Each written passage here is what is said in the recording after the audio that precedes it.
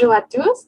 Et donc, les changements climatiques ont un impact négatif sur notre approvisionnement en eau et sur nos écosystèmes.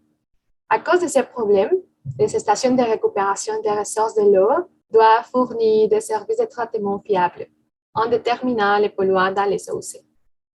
L'oxydation de la matière organique est un des processus principaux du traitement des eaux usées, où la consommation d'oxygène est le facteur clé.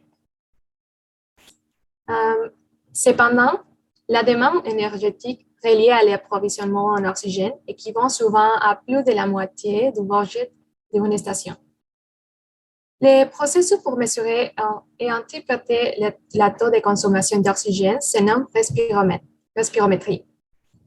Une technique pratique pour surveiller, faire la modélisation et contrôler les processus de bus activés, puisqu'il est directement lié avec la croissance de la biomasse et l'enlèvement du substrat.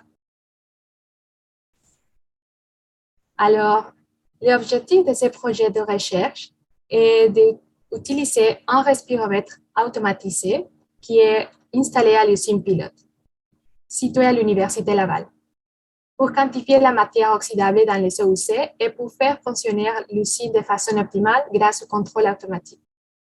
Le pilote est alimenté par l'eau usée domestique provenant d'une résidence universitaire.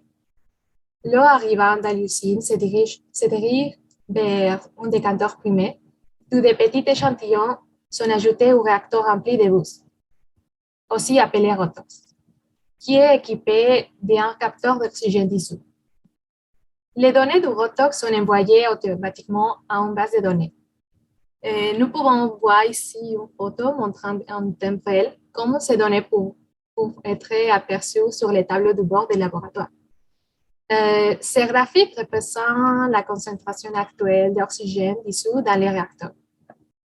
Ce système a été modélisé avec WEST et ici nous pouvons observer le comportement de l'oxygène dissous qui a été obtenu après la simulation.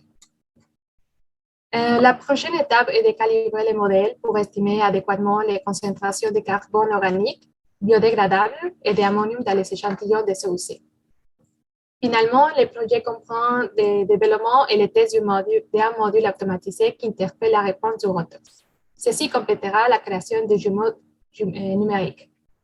Merci.